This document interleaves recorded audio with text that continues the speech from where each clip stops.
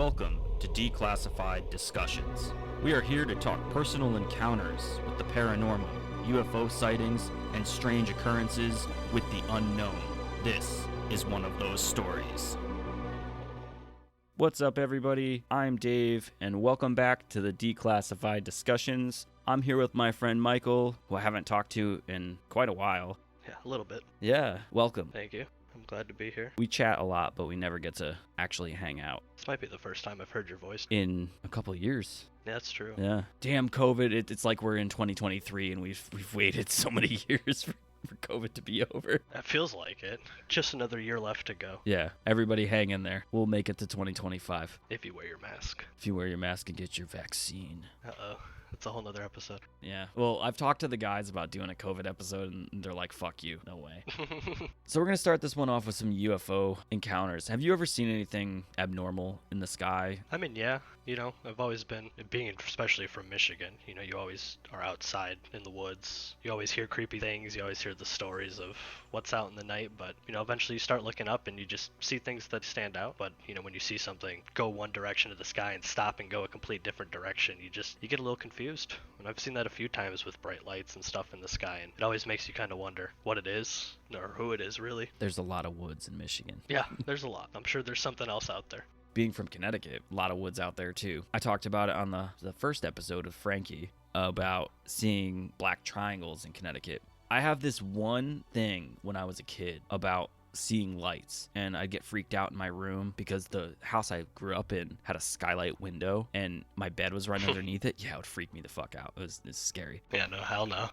I guess I appreciate it now. It would probably be pretty cool to have in a bedroom, but my parents' room was facing the same way pretty much as the skylight, but they had all these windows that were facing west. And when I was freaked out and crash in their bed, I'd wake up like in the middle of the night and kind of be catatonically staring out those windows. And I could probably draw it, maybe trapezoid-shaped craft with yellow and red and orange lights, almost like pulsating. It sounds crazy. I could probably remember seeing it over 20 times in my life.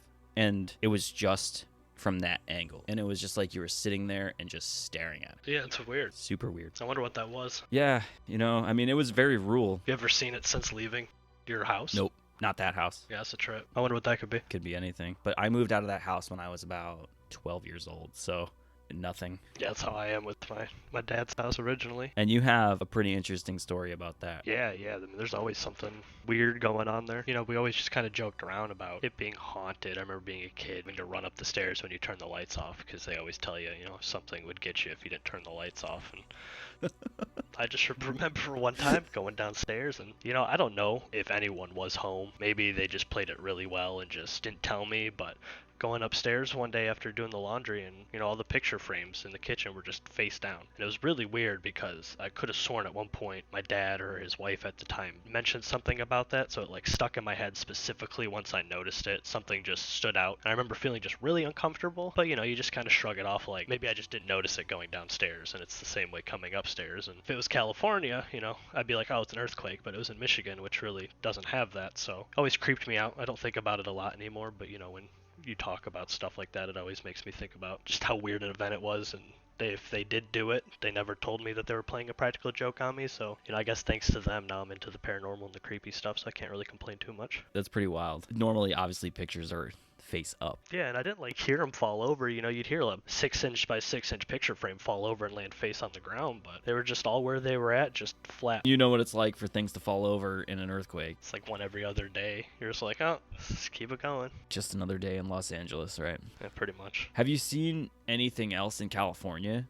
You know, there was one time where me and my buddy were outside on my balcony at the apartment that you actually visited. And at the time, we didn't know about this, but, you know, for the sake of the story, we were out there smoking a cigarette, and in the sky over the ocean was the brightest object I've seen in a long time, with almost every color coming out the back of it. And, you know, at first we're just kind of like, this is it. Something's gonna hurt us. Like, it looked crazy. But for the next 16 hours, me and him literally just thought, like, holy shit, we just saw, you know, we didn't know. I mean, it was the craziest thing I've honestly ever seen, but come to find out, it was one of their, like, secret ones that I think Tesla's doing, you know, and we just happened to see it, like, breaking the atmosphere, but in pitch black sky over the ocean at first. We were like... It looks like a line, and there's, like, a corona around it. Yeah, Yeah, dude, it was crazy. It was beautiful, but at the same time, when you don't know what's going on, being in LA, you're like, if something's gonna happen, it's gonna happen to LA. You're like, oh no. Yeah. I've seen it too. It caught me off guard. It doesn't make sense. It's weird. Now I'm used to it. You're used to it too. You see that same exact thing and you're like, oh, it's a SpaceX launch. Yeah. Now if aliens come for me, I'm just gonna be ignorant about it and have no idea. Exactly. SpaceX ruined And it. they just disclosed the fact that they have possession of off-world vehicles. It just makes it more fun to be ignorant.